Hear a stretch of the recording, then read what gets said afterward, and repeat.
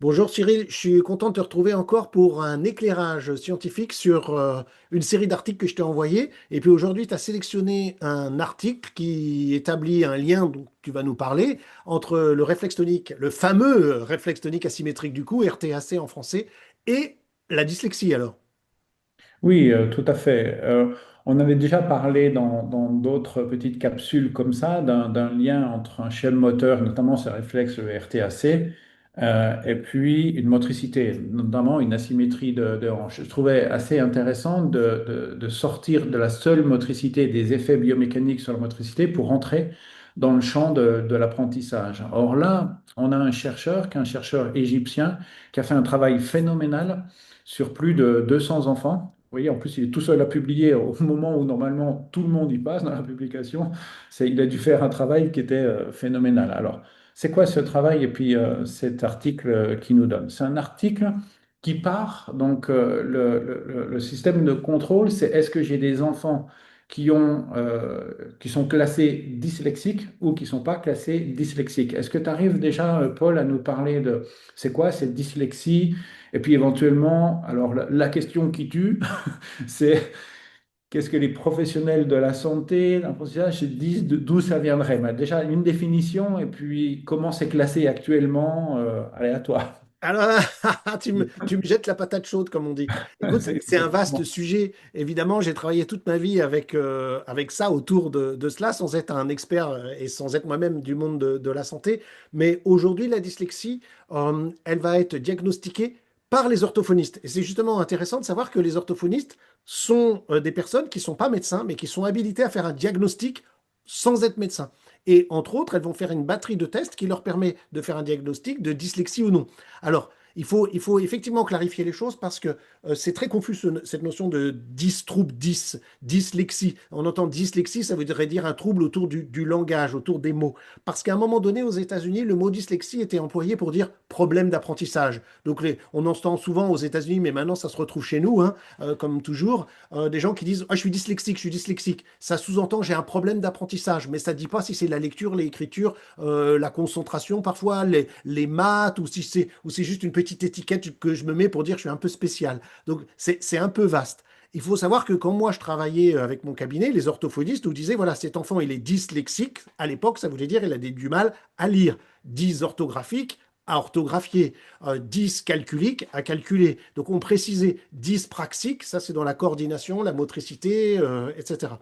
Aujourd'hui, on va de moins en moins utiliser le terme dyslexique ou trouble 10, on va plus employer le terme trouble du neurodéveloppement. Ce qui me plaît beaucoup et qui répond un petit peu à ta question, sans qu'on ait pu dire est-ce que c'est un trouble neurologique ou est-ce que c'est un trouble du développement. Et tu vois, c'est ça qui est chouette dans cette nouvelle terminologie. On dit TND, trouble du neurodéveloppement. Ça nous indique bien qu'il y a quelque chose au niveau neurologique qui peut être objectivé d'ailleurs par des IRM ou quoi. Chez les enfants dyslexiques, on voit telle partie du cerveau agit de telle manière, mais qui ne dit pas que la cause est forcément dans le cerveau, mais qui dit que la cause est souvent associée au développement de l'enfant. C'est-à-dire qu'on peut faire un parallèle entre des difficultés d'acquisition, d'apprentissage cognitif du style lecture, écriture, mathématiques ou quoi, et des difficultés dans le développement de l'enfant. Et c'est ce qui m'a passionné toute ma vie parce que en intégration motrice primordiale, en IMP, on utilise ces fameux réflexes archaïques comme indicateur d'immaturité neuromotrice, tu vois, qui dit pas que les réflexes sont forcément la cause, mais qui nous permettent de voir qu'il y a une immaturité neuromotrice. Et c'est pourquoi la plupart des gens qui travaillent avec ou autour des réflexes s'intéressent beaucoup à l'amélioration de l'apprentissage et c'est pas pour rien qu'on forme énormément d'orthophonistes, de psychomotriciennes,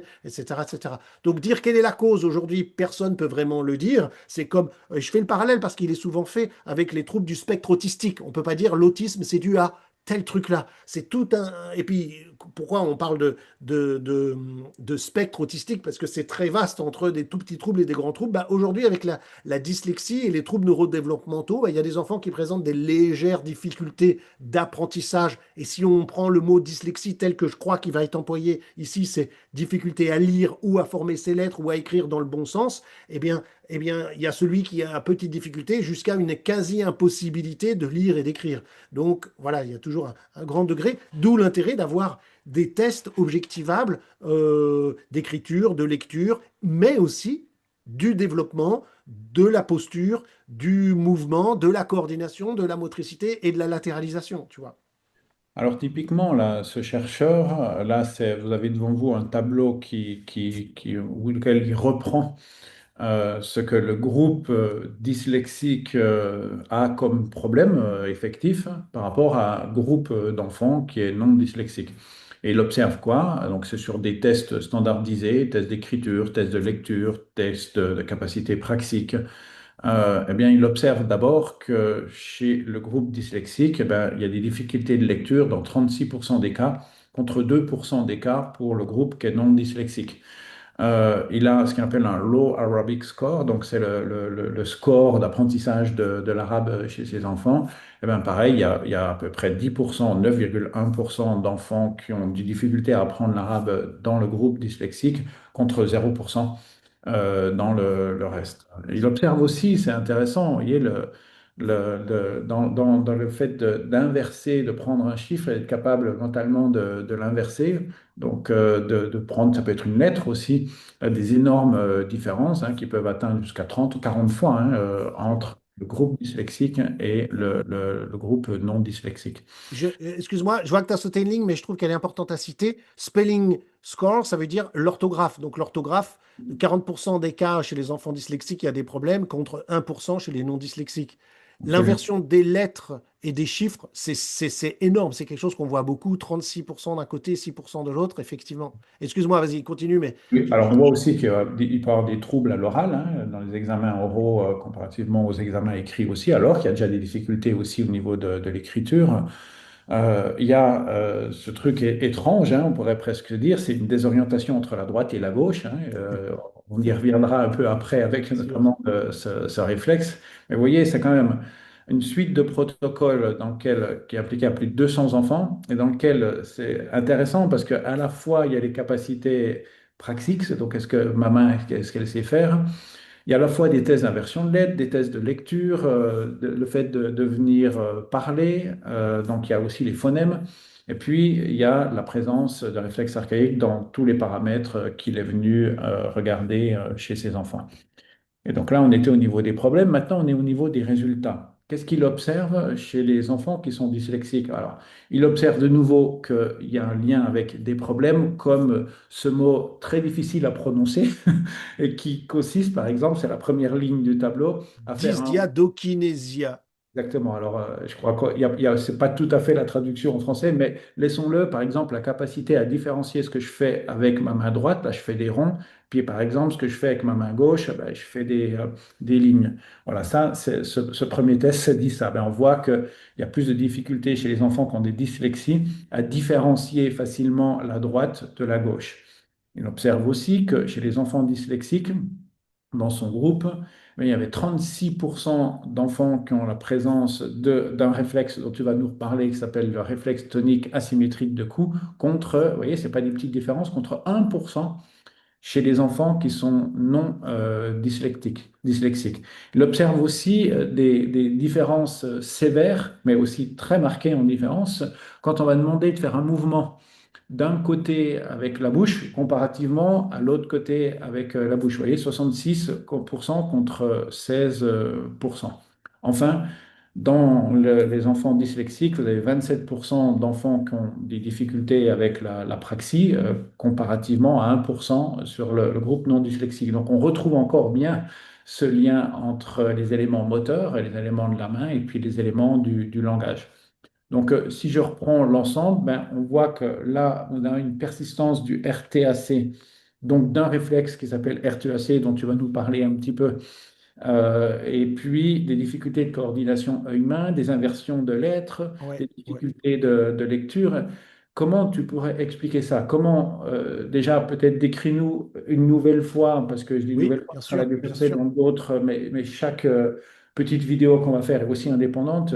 Tu bien peux nous sûr. décrire un peu le RTAC et en quoi Oui, ça expliquerait ces différents troubles droite-gauche? J'arrive pas C'est quoi ouais. ce lien? Ouais, ouais. Alors justement, et je veux juste dire avant d'expliquer le RTAC qu'il y a une ligne qui est importante, c'est le grasp reflex palmaire, c'est le réflexe d'agrippement palmaire, réflexe d'agrippement de la main, puisque c'est 22% chez les enfants dyslexiques et que 0,5 chez les non dyslexiques. Je lis bien ça. Oui. Donc ça, c'est très important. Pourquoi? Parce qu'on va voir que le réflexe tonique asymétrique du cou, donc je dirais RTAC dorénavant, est associé au réflexe d'agrippement palmaire. Et c'est très important de voir ça. Pourquoi? Parce que le RTAC, c'est quoi? Quand le bébé est sur le ventre de sa mère, quand il vient de naître, puisqu'il s'est développé en position fétale et en flexion pendant tous ces mois-là dans le ventre de sa mère, eh bien, il va falloir que progressivement, il sorte de cette position de flexion pour aller vers plus d'extension. Et aussi pour développer la capacité à explorer séparément le côté droite et gauche du corps. Il va falloir qu'il s'ouvre. Et pour ça, il va avoir ce fameux réflexe asymétrique du cou. C'est-à-dire qu'on peut prendre un bébé qui est comme ceci. Hein. Si on met un bébé sur le dos, hein, qui vient de naître, il ne va pas s'étaler comme ça. Le bébé va rester dans cette position-là. Si vous lui prenez sa tête et vous lui forcez un peu à tourner sa tête d'un côté, eh bien du côté où vous tournez sa tête, il va ouvrir son bras et sa jambe de ce côté-là, tout en gardant l'autre côté fléchi. Ce qui est amusant, c'est qu'une fois que vous l'avez placé comme ça, vous reprenez sa tête, vous la conduisez de l'autre côté, et il ne peut pas ne pas faire l'opposé. C'est-à-dire qu'il va systématiquement ouvrir là. Alors évidemment, il va ouvrir du côté où je tourne sa tête. Là, je l'ai fait de manière active, extérieure, mais quand lui, il va plus tard, et c'est très important par rapport à cette étude, tourner sa tête pour regarder quelque chose ou tourner sa tête pour écouter quelque chose. Donc nous, souvent, moi, j'aime pas attraper la tête d'un bébé, surtout devant les parents, et lui forcer à tourner la tête comme ça, même si ça se fait bien et qu'on va pas faire du mal à l'enfant parce qu'il va suivre. Mais moi, ce que je fais, c'est que soit je vais faire un bruit d'un côté, soit j'amène un petit jouet qui bouge pour faire regarder l'enfant de ce côté-là, et du coup, il va tourner, sa curiosité va être éveillée, et il va ouvrir, ou il devrait en tout cas, s'il a moins de 6 mois, s'ouvrir de ce côté-là. C'est ce que les scientifiques ont appelé le réflexe tonique, parce que ça affecte la tonicité asymétrique du corps. Voilà, alors ça affecte tête, bras, jambes en homolatéral. Et pour nous, c'est très important parce que fonctionnellement, ça veut dire que le bébé, il va explorer un côté, puis explorer l'autre. Et une des choses pour laquelle on est programmé, c'est que plein de fois par jour, on va aller téter le sein de notre mère. Et je trouve que notre mère, elle a deux seins, le droit et le gauche. Et on va alterner la tétée d'un côté, la tétée de l'autre côté. Alors, dans la tétée, le bébé, il n'est pas à 100% dans la symétrie du cou, mais il développe cette asymétrie, œil, œil, oreille, oreille, un hémicorps, l'autre hémicorps, qui va s'exprimer ensuite au fur et à mesure que le bébé va être posé, il va redévelopper cette sensation d'asymétrie par ce RTAC. Notez que quand on place un bébé sur le ventre, il va faire l'exact opposé. Il faut comprendre ça, que quand le bébé est sur le dos, il va ouvrir sa tête et sa main du même côté, mais quand il est sur le ventre, on fait l'inverse. On va tourner la tête et fléchir le côté opposé. Ce qui fait qu'il y a une sorte d'équilibre entre position sur le dos, sur le ventre. Tous les experts en bébé disent que c'est important de faire le tummy time, de laisser le bébé sur le ventre, c'est-à-dire que le bébé soit porté, pris à bras ou mis au ventre après en autonomie, et qu'il va pouvoir équilibrer son RTAC. Pourquoi? Parce qu'à 6 mois, il va falloir que l'enfant, d'une certaine manière, abandonne ce schème pour passer à d'autres schèmes, qui sont les schèmes de croisement de la ligne médiane. Et la chose que cette étude nous montre et que nous, on voit depuis toujours, c'est que chez les bébés qui n'ont pas abandonné ce RTAC pour aller vers du croisement de la ligne médiane, eh bien, on se retrouve avec des difficultés d'inversion de l'être et de tout un tas de difficultés au niveau de la latéralisation, de la mise en place de la latéralité, et donc évidemment la lecture et l'écriture, puisque la lecture et l'écriture se fait dans une latéralisation, et en particulier tout le monde connaît bien la différenciation entre B et D, qui est le plus typique, lettre qui s'inverse, qui nécessite de bien comprendre la différence entre ce qui se passe à droite et ce qui se passe à gauche, mais si le bébé n'a pas exploré dans son corps droite et gauche, puis appris à croiser sa ligne médiane, il reste un peu coincé, on pourrait dire, dans son neurodéveloppement. Et juste oui, Peut-être vas-y. juste une chose, il y a quand même un sous-jacent qui pour toi est tellement naturel que tu Ah, l'évoques. pardon. Mais il y a quand même un sous-jacent. Euh, en fait, on est dans l'apprentissage. Donc, dans Oui. l'apprentissage, et on est dans une notion de représentation. Et toi, tu me parles de schème moteur. C'est quoi cette histoire? Est-ce que tu sous-entendrais que parce que les schèmes croisés n'ont pas pu réellement vivre, pas pu réellement s'appliquer, que la représentation elle-même n'arriverait pas à faire ce passage de la droite à la gauche et donc confondrait droite-gauche dans les formes qui sont rencontrées? Eh bien, c'est ce que tu dis. Et effectivement, la chose la plus intéressante, c'est qu'on retrouve dans le mot psychomotricité. Tu vois, cette profession, les psychomotriciennes et les psychomotriciens, qui dit ceci, et que évidemment on sait depuis longtemps, mais qu'on peut objectiver maintenant, qui est de dire que quand l'enfant va explorer sa latéralité, il va prendre conscience de sa différence entre sa droite et sa gauche, et il va créer une asymétrie en grandissant, en utilisant par exemple pour écrire une main qui stabilise et une main qui écrit. Cette asymétrie est à la base de ma latéralisation, de prendre conscience de la différence entre ma droite et ma gauche. Si j'ai pas intériorisé ça dans mon corps, je vais avoir du mal, voire une impossibilité à le voir à l'extérieur de mon corps. Il faut que dans mon corps, j'ai une notion de ligne médiane, de haut, de bas, de droite, de gauche et d'avant-arrière, même si le avant-arrière agit moins dans la scolarité qui se passe beaucoup sur ce qu'on appelle un plan, eh bien si je ne me repère pas dans ce plan, mais au niveau de mon corps, je vais avoir extrêmement beaucoup de mal, beaucoup de difficultés à le faire à l'extérieur de moi. C'est pourquoi on parle de psychomotricité, c'est-à-dire que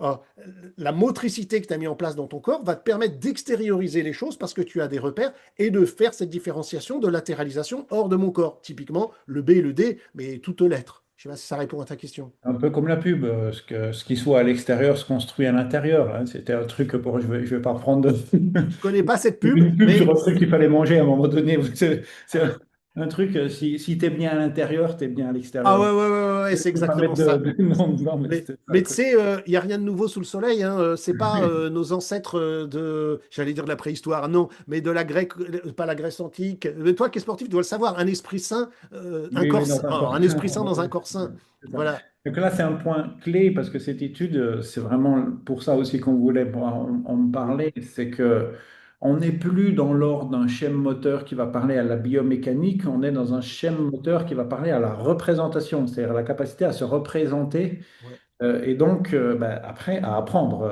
typiquement. exactement. C'est ce lien entre le champ du moteur et le champ du cognitif. Ouais. Lequel- Et je veux juste rajouter quelque chose pour aller encore plus vers le cognitif, c'est que pourquoi le bébé il va faire, enfin pourquoi il va faire, le bébé quand il va faire son RTAC, ça va pas s'arrêter là, parce que la chose qu'il a vue ou qu'il a entendue sur le côté, il va vouloir l'agripper. Alors quand je dis qu'il va vouloir, dans un premier temps, il veut pas, c'est le réflexe va le faire agripper. Vous connaissez bien ce réflexe d'agrippement, si je mets les doigts dans la paume d'un bébé, il agrippe spontanément, même en dormant, et je peux soulever le bébé, et les pédiatres font ce test.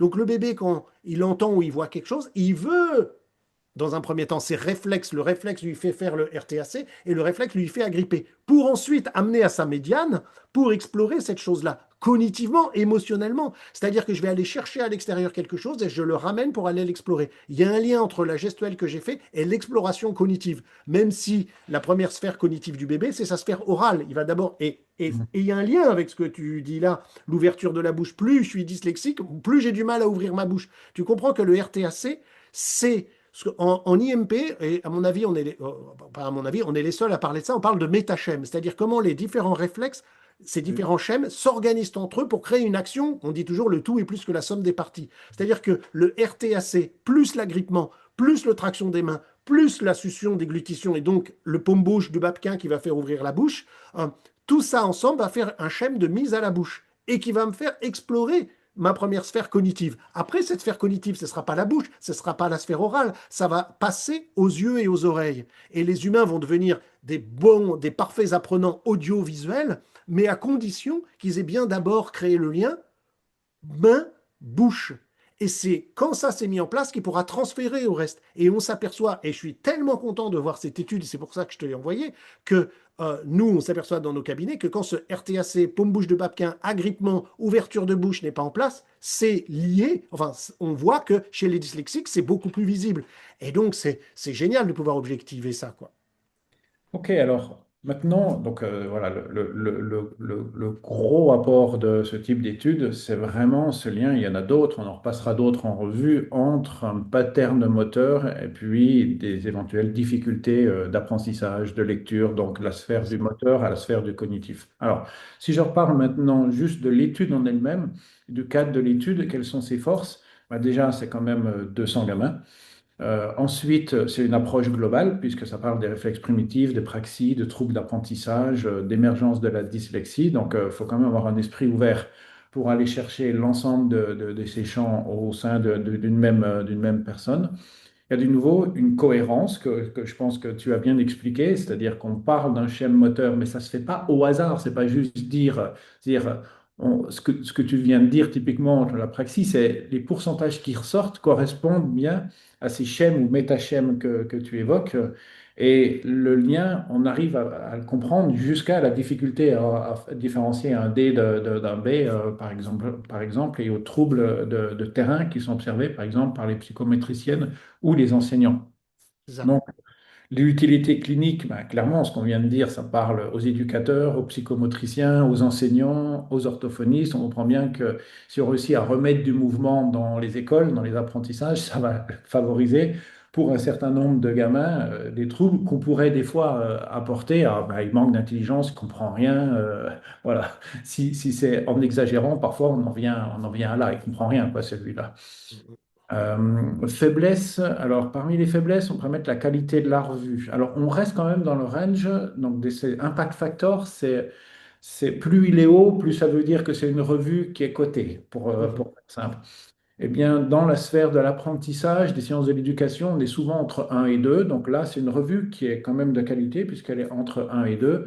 Mais ce n'est pas comme d'autres revues qui seraient plus élevées, ce qui fait qu'on peut le mettre un peu comme une faiblesse de cette étude. Toujours pareil, dans la faiblesse de l'étude, ça aurait été bien d'avoir d'éventuels facteurs qui sont confondants et qui auraient été, donc ce qu'on appelle des biais, qui auraient été contrôlés. C'est-à-dire s'il y a eu un contrôle, par exemple, des TDAH, d'éventuels problèmes au niveau des yeux, on aurait aimé le voir, ce qui n'est pas le cas là. Mhm. Par ailleurs, là, ça c'est une vraie faiblesse, moi, je trouve, c'est qu'après, il était seul à bosser et puis c'est passé son papier, mais parfois il y a des descriptions qui sont manquantes ou qui sont parfois floues des tests qu'il a réalisés. Ouais. Alors normalement, c'est une base de la science, on doit être capable de savoir le protocole de A à Z. Sur certains tests, c'est très clair parce que c'est des tests comme par exemple les tests de lecture qui sont appliqués à plein d'endroits, mais sur d'autres, c'était pas clair du tout. Ouais, je veux insister un petit peu là-dessus, c'est très important parce que tu vois, dans le cadre du réflexe asymétrique du coup, il peut s'observer de plusieurs manières. Et pour expliquer aux gens, une des observations, c'est de demander aux gens de mettre les bras devant. Et tu vois, des gens comme Peter Blight et Sally Godard, ils ont voulu standardiser les choses. Par exemple, est-ce qu'on demande aux gens de tendre les bras ou de relaxer les bras devant soi? Est-ce qu'on tourne la tête vite ou est-ce qu'on tourne la tête lentement? On va jusqu'à résistance ou on demande un mouvement spontané de la personne. Donc tout ça, c'est des variables on devrait avoir accès, savoir comment ça a été fait exactement, parce qu'il faut qu'on puisse reproduire la chose. Et ça, c'est important. C'est important parce qu'aujourd'hui, il y a pas mal de chercheurs qui disent, voilà, quand on veut tester le RTAC, soit on l'observe à quatre pattes, soit on l'observe debout, soit on l'observe allongé, mais avec tel et tel variant, et c'est important enfin, telle ou telle subtilité qu'il faut expliquer pour que ce soit reproductible, et que si moi j'observe 10 enfants et que toi tu observes 10 enfants ou adultes, on devrait avoir à peu de choses près les mêmes résultats. Et typiquement, ce qu'on appelle la C'est reproductibilité, ça. ben, si dans une, c'est ce qui a été le cas par exemple pour Julie qui a fait sa thèse sur les réflexes Oui, chez les footballeurs, eh bien, si le test n'est pas validé, on doit déjà faire, donc valider en reproductible, c'est-à-dire la même personne avec un panel de patients, par exemple, doit pouvoir retrouver exactement les mêmes résultats c'est ça, à un instant T, puis un instant T plus un, pas trop éloigné pour qu'il n'y ait pas eu de bien sûr. modification de son schème. Et ce qu'on appelle entre les testeurs, eh ben là, si on met 5 testeurs différents, normalement, ils doivent être capables de trouver avec des patients donnés le même résultat. Et non, Mhm. s'il n'y a pas ça, ça même pas être présent, ça ne doit pas exister au sein d'une publi scientifique. Alors c'est pour ça que quand on a une description qui est floue, on est un peu frustré parce que normalement c'est la base de la base du fait que d'autres équipes puissent reproduire. Et Ouais. enfin, ce qui a été établi de nouveau, il n'y avait pas d'intervention, ce n'est pas une causalité, hein, c'est bien une corrélation. C'est C'est un ça. qui est associé à l'autre. Et pour le moment, ça va pas plus loin. Mais il y a une cohérence interne, en revanche, qui est très forte à travers ce que l'on connaît du réflexe, des schèmes moteurs, et puis de ce que ça induit au niveau cognitif. Donc ça, c'est une vraie force. Oui, Donc si je... Oui, pour dire ça en d'autres mots, ça ne veut pas dire que les réflexes, et en particulier le RTAC, est la cause de la dyslexie. Ça veut dire chez les enfants dyslexiques, on retrouve ce RTAC. Donc, est-ce que ça peut imaginer qu'on pourrait faire une étude où on va intégrer le RTAC chez les enfants dyslexiques et observer une amélioration? Ça pourrait exister, ce genre d'étude. on y reviendra dans une autre... Voilà, c'est ça, c'est c'est les ça. études d'intervention qu'on appelle aussi longitudinales. Pourquoi Voilà. longitudinales? Parce que ça longe le temps, ça Oui, continue dans le temps par rapport à une étude qu'on appelle transversale. Vous imaginez la flèche du temps, on traverse la flèche du c'est temps. ça. Ça, c'est transversal. Et bien évidemment, pourquoi il n'y a pas beaucoup, c'est les études les plus intéressantes, pourquoi il n'y a pas beaucoup d'études longitudinales? Parce que déjà, vous devez avoir les gamins qui viennent, qui reviennent. Or, bah, comme d'habitude, je sais pas, contacter 100 personnes, puis vous leur dites, je vous recontacte dans 3 mois, par exemple, pour refaire des trucs, bah, il y en a 25 qui vont plus être là. Donc, vous allez avoir une perte, ce qui fait que vous devez commencer avec encore plus. Ça prend beaucoup plus de temps. Or, vous savez quand même qu'il y a une prime à la publication. C'est-à-dire, plus vous publiez, eh ben, plus votre indice de chercheur y monte. C'est les études les plus intéressantes, mais les moins faites, parce que l'énergie qu'il faut y Oui, mettre pour suivre les personnes, elle est beaucoup plus importante, quoi. ok. Mais il y en existe quand même, et même et en particulier sur les réflexes. Alors, si je termine finalement, c'est Oui, quoi l'apport de cet article? Eh bien, c'est un article qui montre une association entre la persistance du réflexe tonique asymétrique du cou en particulier, l'apraxie, les inversions de lettres et puis la dyslexie. Donc, entre la sphère motrice et puis cognitive. Les implications, ben, tous les professionnels de l'apprentissage qui connaissent ça eh ben, pourraient à la fois jouer sur tout ce qu'ils connaissent dans l'apprentissage, donc dans la partie cognitive, mais aussi sur des mouvements et des mouvements coordonnés. En fait, ça veut dire replacer le mouvement dans l'école, replacer le mouvement dans l'apprentissage, puisqu'il existe des liens forts entre l'un et l'autre. Voilà, on vous trouvait sympa de faire ouais. ce petit highlight sur ce lien entre un pattern moteur et puis de l'apprentissage et un trouble de l'apprentissage de la lecture qui s'appelle la dyslexie. Merci Paul Bah, merci à toi, Cyril, c'était fort éclairant. Merci vraiment beaucoup. et à une prochaine Ah, vidéo sur le thème de la science et des réflexes. ouais, génial. Merci beaucoup, Cyril. Salut à tous.